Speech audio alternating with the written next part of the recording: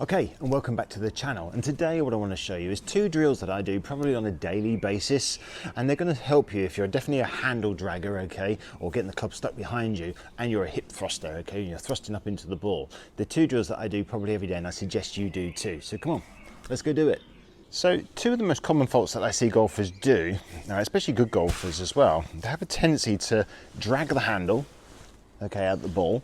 So what I mean by that is the handle, they start down, they tend to drag the handle, and they're trying to, I think it comes from these misconceptions that you've got to get shaft lean, which is true, you do need shaft lean, but it's not the way to do it. Or hold lag, I think, is another one they're trying to do. Or they're trying to keep the club face squarer for longer through the shot.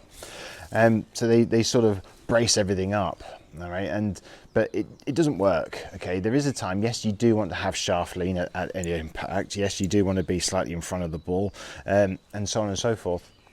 And yes, you do want lag, you do want to have that little bit of lag, but that comes from forces all around us, inertia and momentum and all that business, okay?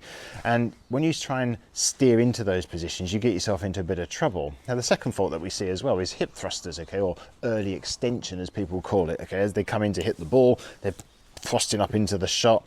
Now, it can be down to other things, you know, club face is open, you're trying to fix it and so on and so forth. But there's two drills that I do every single day that's going to help you to improve on those motions, and I can't recommend them enough, and you should do them. They should become part of your routine. I do them as a warm-up routine, so I chuck it in there for the first sort of 10 or 12 balls, and I do it with an 8 or 9 iron just to get the feel for it. And there's other things that I do as well. I've done videos on that before, but these two are really real staples, and I combine them as well, and that's what I want you to do. All right, so we're going to break them down first, and then we're going to put them together and show you how to combine them. So drill number one, okay, is something that I've talked about plenty of times before. My coach, Mike Malaska, as well, he's talked about it plenty of times before, and it's really important that you practice this one, and because it's the whole essence of the golf swing. It's one of the key things in the golf swing you've heard me talk about is the lever system. You want the wrist to be hinging, unhinging, and rehinging on the way through. You want that motion because that's what creates club head speed. And despite what other things you hear on the internet and so on, you want to hold the lag and so on and so forth. No, you want to release it. You want to let the club head swing through, and allowing the momentum or the centripetal forces to work and so on and so forth, and centrifugal forces and so on. You've got to allow them to go. All right. And anybody holding on to those angles and dragging the handle is going to really get caught out.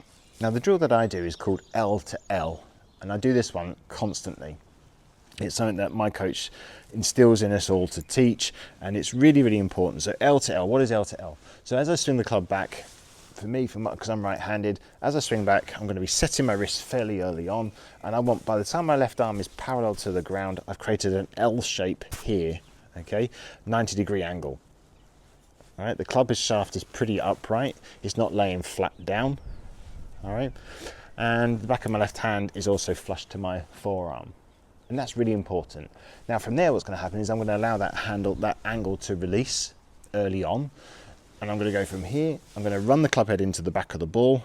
And then from there, I'm going to rehinge on the way through, so that I create a mirror image of what I just did on the way back. So that when my right arm is parallel to the ground, I've created the wrist hinge again, and the shaft is fairly vertical. It's not laying flat, or it's not ahead of the hands. And my left wrist is bent back on itself, as if I was throwing a frisbee. It's going to be bent back on itself, okay? There's no rolling of the forearms and so on. So I'm basically going to go from L to L. I'm going to go L to L, and I'm allowing the club head to pass my body. I don't want the body out racing the club head, if that makes sense. I want the hands and arms to drop and release and release through. And that's really key number one. So doing that just on its own even is good enough for you.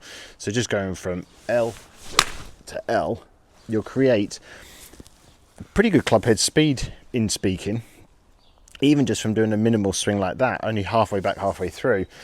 Remember, I've got here 8 iron. I know when I do this, I can hit it around 140, just doing that half swing L to L, and just allowing the wrist to hinge, and I'm hardly putting any effort into it as well, which is the key thing for me.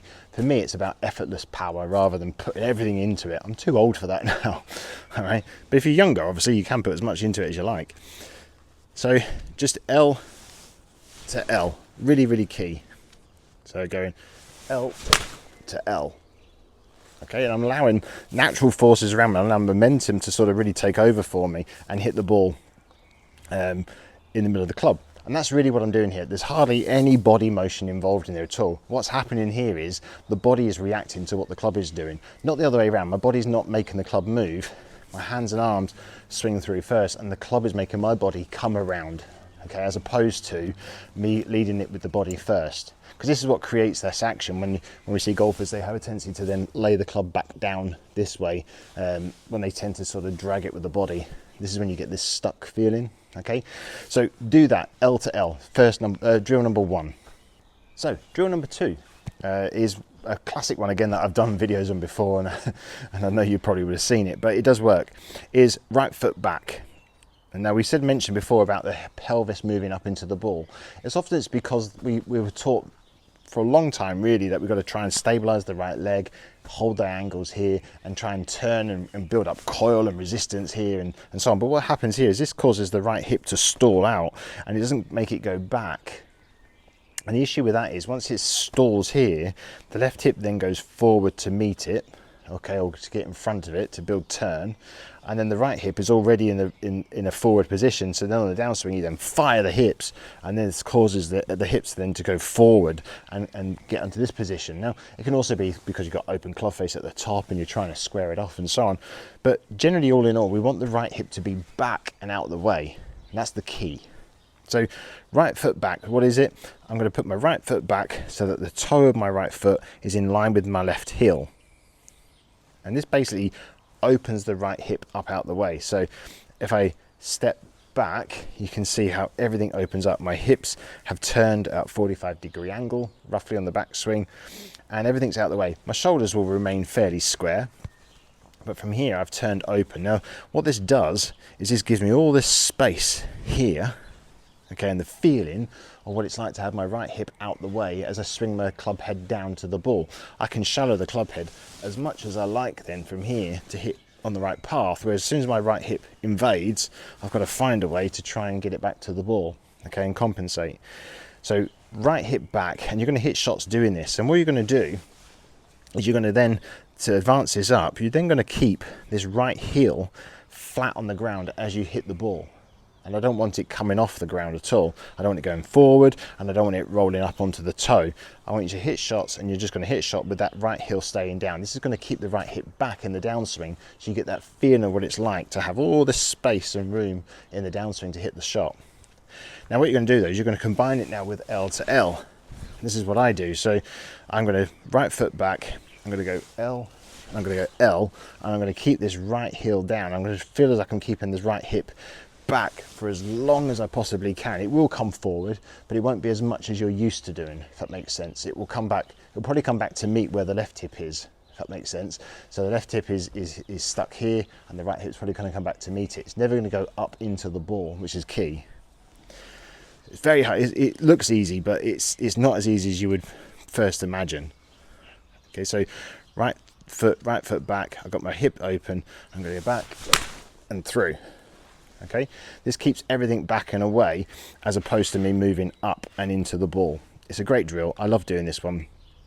Funny enough, again, when I do this one, I can hit the ball just quite a good distance, really. Be more than enough for most golfers.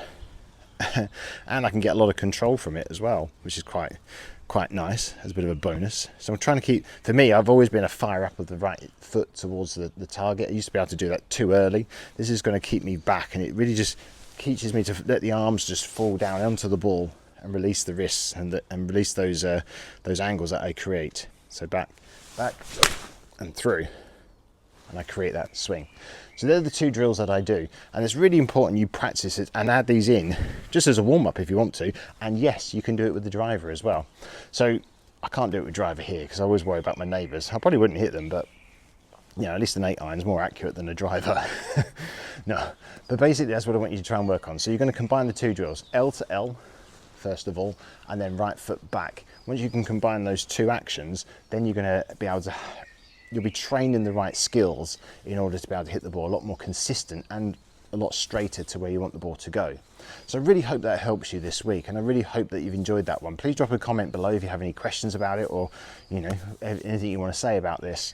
But L to L and dropping the right foot back are key. All right, so anyway, thank you for watching. I really appreciate it. Please remember to hit that like button and also subscribe button as well, because that's really going to help my channel out, and hopefully I can help you next week.